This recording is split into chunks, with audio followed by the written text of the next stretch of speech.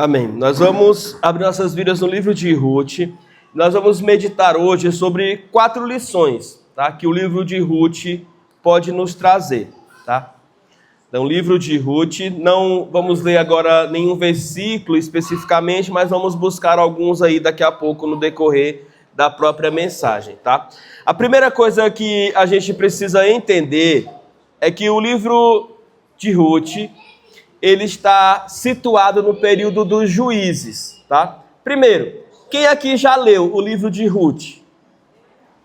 Amém, bastante gente, glória a Deus, tá? São só 4 capítulos, é uma leitura deliciosa, tá? E vale muito a pena, principalmente eu creio que depois dessa mensagem você vai se interessar por ler, porque é um livro com uma história muito bonita, tá? Muito interessante e com lições preciosas. Mas como dizia, o livro de Ruth, ele está inserido na época dos juízes, de forma cronológica. E a época dos juízes é assim: ou você nasce num período muito bom, ou você nasce num período muito ruim.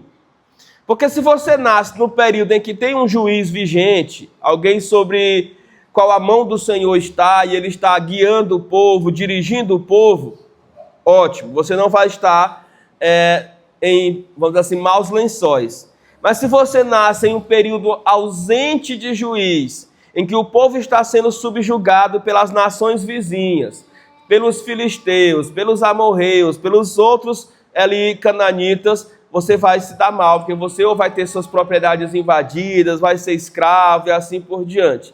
O livro de Ruth, ele se situa num período desse, de baixa ou de alternância entre os muitos juízes, na qual não tem uma liderança específica no meio do povo de Deus, e por isso o povo de Deus padece. É nesse período em que um homem chamado Elimeleque toma uma decisão difícil, e que inclusive não é recomendada pelo próprio Senhor.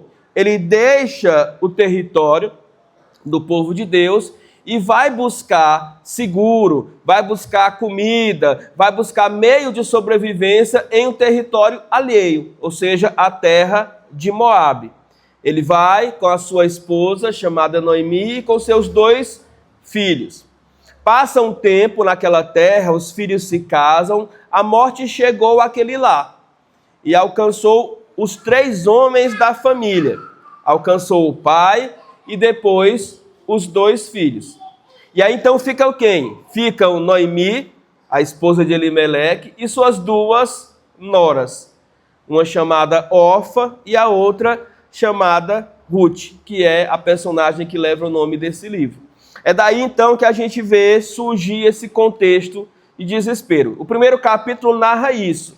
O segundo capítulo narra esse retorno de Noemi a Jerusalém, ou seja, à sua terra natal, ao seu país natal, à sua família ou aquilo que restou dela.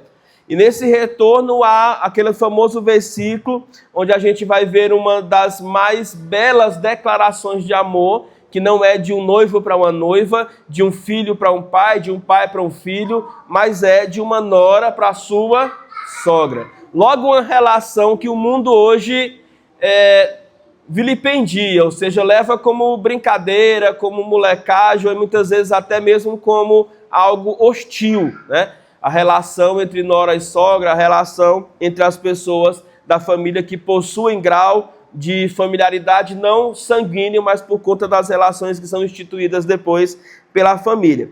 Mas chegado em Jerusalém, elas começam a se virar. E aí não tem muito o que fazer, mas é um tempo propício porque é o tempo de colheita. E o Senhor, por meio de Moisés, tinha dado uma lei, lá em Deuteronômio, que era o seguinte: que o lavrador, o dono, né, o grande agricultor, quando fosse colher, ele não colhesse de maneira demasiada. Isso quer dizer o quê? Que ele não colhesse 1, 2, 3 vezes até não sobrar nada.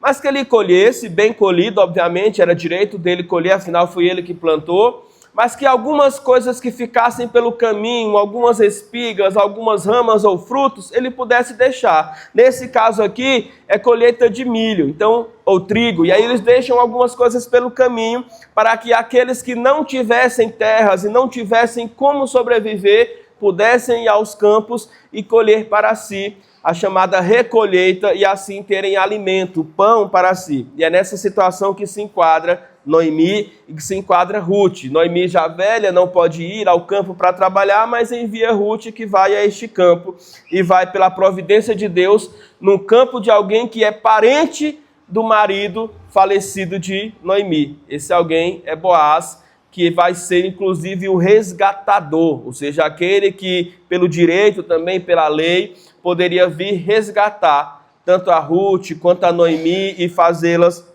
como alguém da sua família. Ele pagaria pelas terras delas, que elas não tinham condição de cultivar, compraria, vamos dizer assim, o dote e o direito de se casar com Ruth, e assim ele faz, e então eles vão viver e ter uma família, e ela vai dar à luz a um filho que vai se chamar de Obed, que vai ser o pai de Jessé e que vai ser o pai de Davi, ou seja, Obed se torna o avô de Davi, e nisso a gente tem aí um resumo gigantesco daquele livro, que é o livro de Ruth. Mas como eu disse, nós vamos meditar sobre 4 lições desse livro. E a primeira lição do livro de Ruth é que ele nos ensina muito sobre lealdade. Lealdade, tá? E a gente precisa aprender sobre isso. Porque até onde a gente consegue entender do livro, Ruth era uma moabita. Ruth nunca havia saído do seu país, do seio ou de próximo da sua família, mas depois de contrair casamento com um israelita, depois de fazer parte da família de Noemi, da família de Elimeleque, do seu esposo, do seu cunhado, ela então contrai para com aqueles uma lealdade muito maior do que a que ela tinha para com a família na qual ela nasceu. E isso é comprovado quando, diante do momento em que elas precisam tomar uma decisão acerca de continuar com Noemi, honrando a sua sogra, ou de seguirem a sua vida e buscar um outro casamento com um moabita ou alguém do seu próprio país, da sua nacionalidade, as duas noras escolhem caminhos distintos. É um momento de uma narrativa que vale virar filme, série ou qualquer outra coisa, porque é bem dramática. Imagina-se a cena de 3 mulheres, viúvas, as 3, e elas conversando entre si, e a mais velha incentivando as mesmas, mais novas, dizendo, olha, vocês são novas, você tem a vida pela frente, mesmo que eu voltasse para a minha terra, mesmo que eu me casasse de novo e pudesse, pela graça de Deus, ter filhos, daqui que esses filhos crescessem a ponto de vocês poderem se casar com eles, vocês estariam, muito mais velhas do que eles, eu estaria muito mais velha, e isso seria quase que impossível. Então, nesse sentido, nós ficamos, então, percebendo como Noemi, apesar de entender tudo isso, deixou elas livres para escolherem. E aí, Orfa é a primeira a se decidir e retorna, então, até a sua terra, até a família do seu pai, até a casa da sua família. Ruth, porventura, não.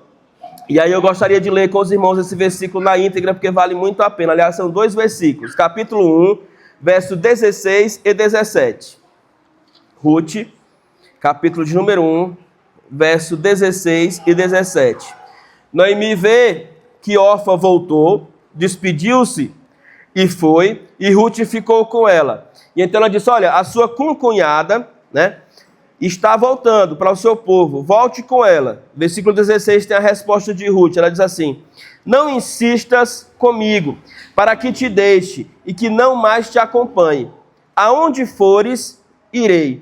Onde ficares, ficarei. Será o meu povo e o teu Deus serão o meu Deus. Perdão, o teu povo será o meu povo e o teu Deus, o meu Deus. Onde morreres, morrerei, e ali serei sepultada. Que o Senhor me castigue com todo rigor, se outra coisa que não a morte me separar de ti.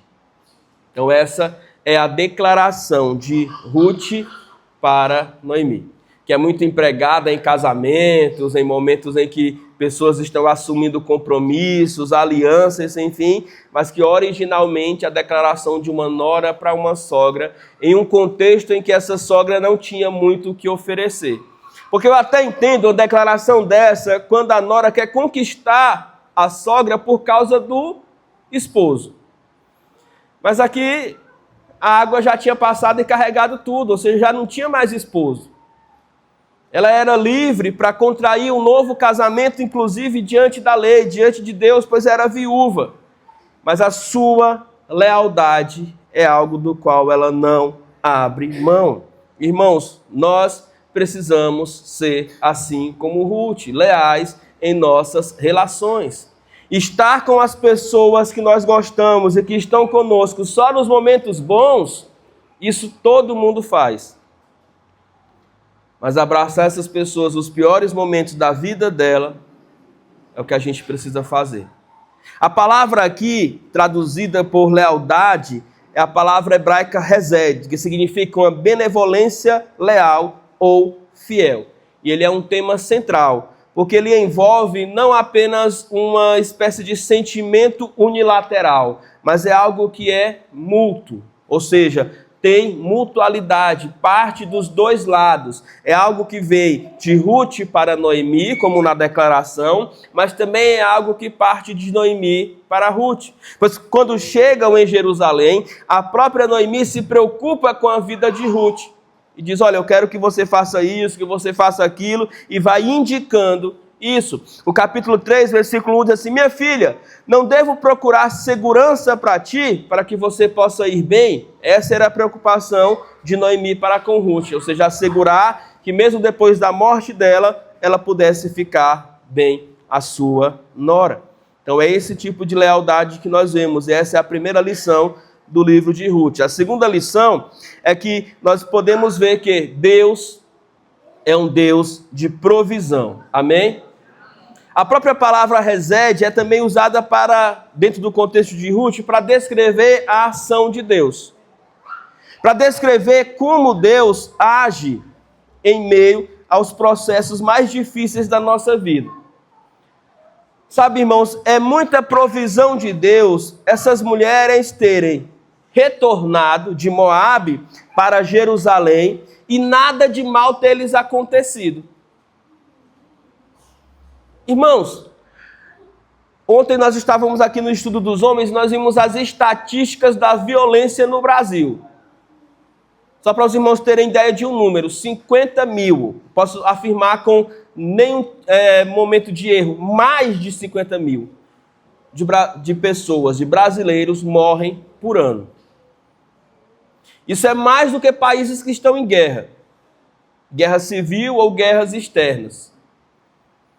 Agora, se você pega e olha, e aqui eu não quero ser um esquerdista, muito pelo contrário, mas não podemos fechar os olhos para essa realidade. A violência contra a mulher também é algo muito crescente.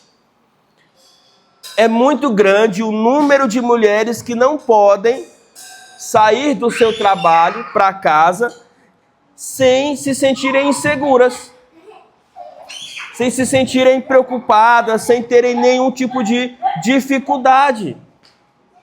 E a gente precisa estar atento para isso, nós precisamos estar alertas para isso, porque quando a gente olha para essa história, a gente vê o cuidado do Senhor, ao permitir que duas mulheres viajassem de um país para o outro e pudessem chegar em segurança.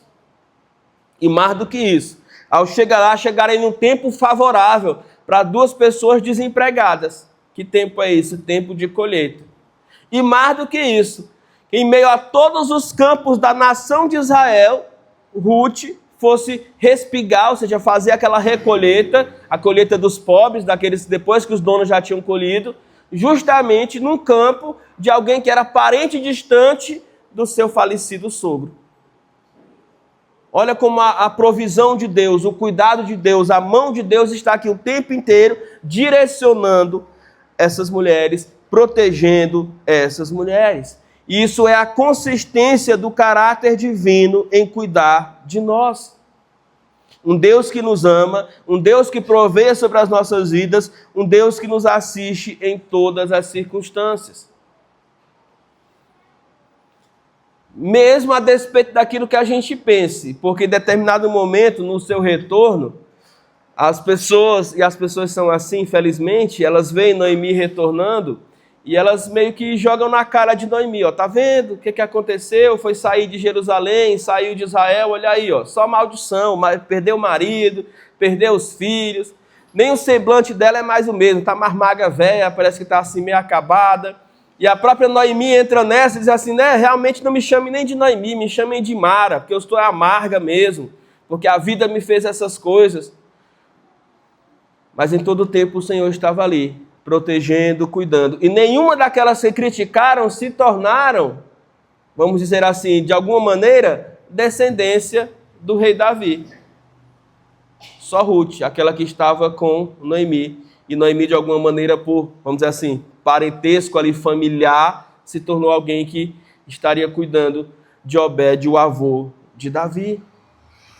Então percebam como o Senhor, em meio aos momentos mais difíceis da nossa vida, se faz presente, direcionando a mesma, para que nós não venhamos a sofrer tão quanto poderíamos. Então essa é a segunda lição do livro de Ruth. Podemos aprender bastante sobre a provisão de Deus, mas também sobre mais do que provisão. Porque Deus nos ensina no livro de Ruth sobre redenção. E o que é redenção? Redenção é o fato da gente ser elevado a um patamar, ser redimido, ser restabelecido, ser recolocado em uma posição que muitas vezes vai muito além daquilo que nós pedimos ou pensamos. No livro de Ruth nós aprendemos que não tem situação que não possa ser redimida por Deus para o nosso bem e para a glória do próprio Deus. É isso que uma personagem não muito citada, mas muito importante, nos ensina aqui. O Boaz, ele cumpre alegremente.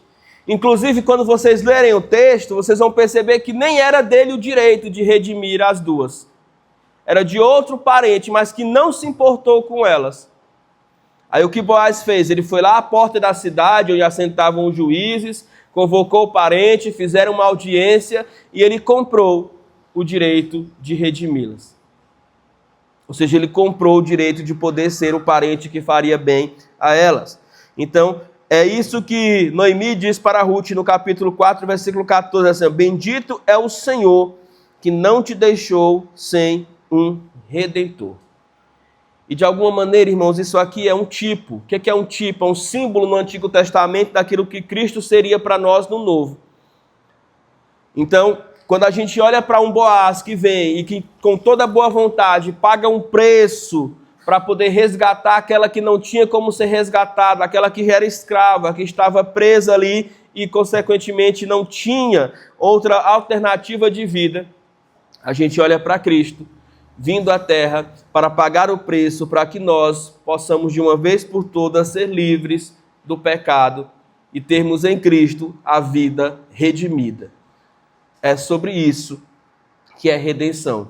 É sobre alguém que vem e paga aquilo que nós não podemos pagar. É sobre aquilo que vem e faz aquilo que nós não podemos fazer. É sobre aquele que vem e consegue dar-nos paz com Deus, porque de fato nós, pecadores, não poderíamos ter paz com o Senhor, não fosse o sangue de Cristo que nos faz agradáveis diante de Deus.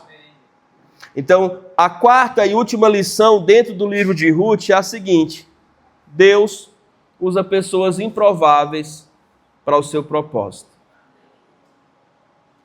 Sabe, irmãos, a história começa errada. A história começa com um homem de Deus não suportando as pressões da dificuldade da época dos juízes, como eu disse, e saindo do território de Deus. Mas mesmo quando a gente sai daquilo que é a vontade de Deus para nós, Deus não desiste de nós. Deus está ali, pronto e disposto a redimir. Quando há um retorno, então, Ele nos abençoa. E quando Noemi sabiamente retorna para Jerusalém, retorna para os caminhos de Deus, vamos dizer assim, ou para onde ela havia crescido e compreendido sobre a fé em Deus, sobre um Deus que redime, Deus a abençoa. Não a velha Noemi, mas aquela que lhe foi leal. Ruth e por consequência, por tabela, a própria Noemi. É nesse sentido de alguém que é uma viúva pobre, sofredora, rejeitada, num país inimigo, ou seja, um país que não era o seu, um lugar marcado pela maldade, onde as dificuldades estavam ali, ela se torna alguém que, dentre outras coisas, se tornou uma nobre, pois foi resgatada por um senhor de muitas posses e se tornou a sua esposa. E isso não é sobre um conto de fadas, isso é sobre o propósito de Deus e sobre como Deus ama pessoas que são leais a Ele. Porque antes mesmo de encontrar-se com Boaz, Ruth se encontra com Deus. Percebam na sua resposta, irmãos. Não insista comigo para que te deixes e que não mais te acompanhe. Aonde fores, irei. Onde ficares, ficarei. O teu povo será o meu povo e o teu Deus será o meu Deus. Ruth deixa claramente que ela abria mão da sua fé nos deuses do seu país, Moabe, para viver a vida com fé no Deus de Noemi. E é o Deus de Noemi quem vai fazer com que Boaz, com que Ruth, com que Noemi termine esse livro tendo um final feliz. E mais do que isso, cumprindo o seu propósito. E o Senhor é assim, irmãos, o Senhor é aquele que não faz acepção de pessoas.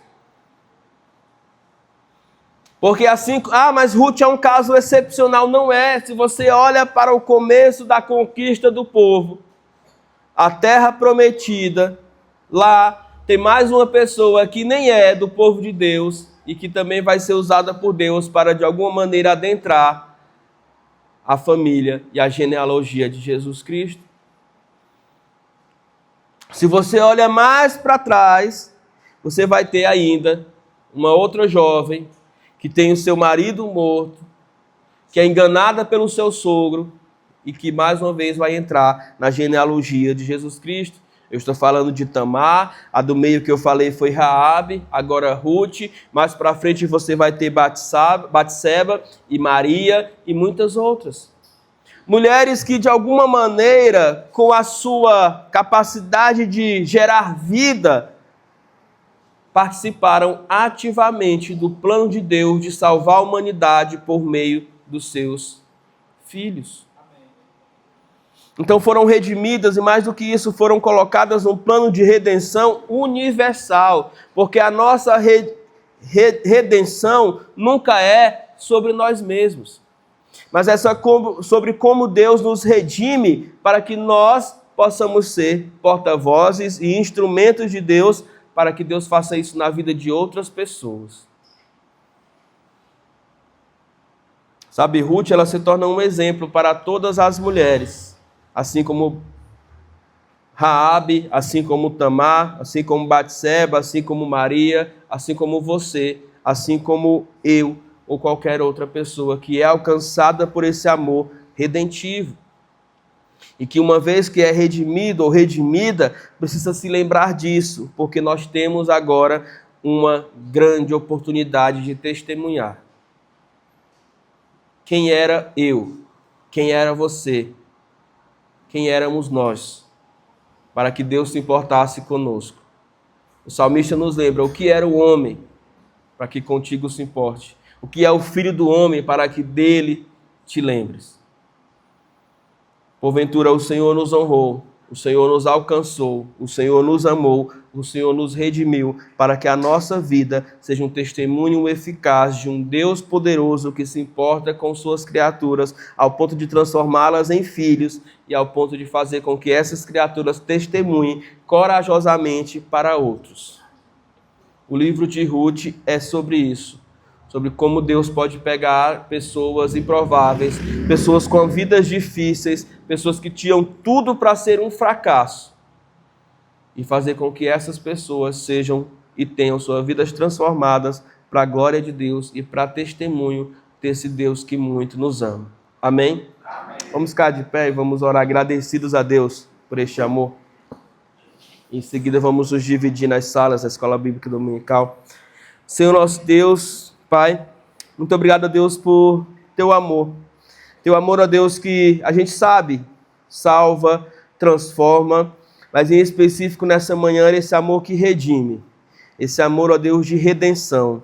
Esse amor, ó Deus, que transforma o nosso passado, que transforma, ó Deus, o nosso ontem e que nos dá, ó Deus, uma perspectiva, um vislumbre, ó Deus, e uma certeza de um futuro muito melhor. Muito obrigado, ó Deus, porque já não somos quem éramos. E muito obrigado, Deus, porque eu sei que amanhã e no futuro seremos ainda melhores do que somos hoje. E isso não é, ó Deus, com orgulho, isso não é, ó Deus, para que nós possamos encher o peito de e sairmos por aí, ó Deus, aparecendo, não. Mas isso é sobre a tua graça em nós, sobre o teu amor em nós, sobre o Santo Espírito de Deus que habita as nossas vidas. Faz-nos, ó Deus, ter este amor. Faz-nos, ó Deus, ter essa coragem para testemunhar. Faz-nos, ó Deus, termos essa empatia, ó Deus, de saber que nós já fomos estrangeiros, de que nós já fomos pessoas de fora do povo de Deus, de saber que nós já fomos pessoas, ó Deus, que serviram a outros deuses em nossos próprios membros através do pecado, mas que agora fomos resgatados por Ti e que para isso foi pago um alto preço e que nós não podemos então desperdiçar a chance que o Senhor nos deu, a oportunidade que o Senhor nos deu de viver uma vida que Te agrade. Abençoe cada um de nós, abençoe o Teu povo, abençoe, ó Deus, a EBD, os professores, os alunos, ó Deus, que possamos continuar aprendendo do Senhor, com o Senhor e para o Senhor nesta manhã. É a nossa oração no nome de Jesus. Amém. Amém. Vamos assentar, vamos orar silenciosamente e depois iniciarmos as aulas.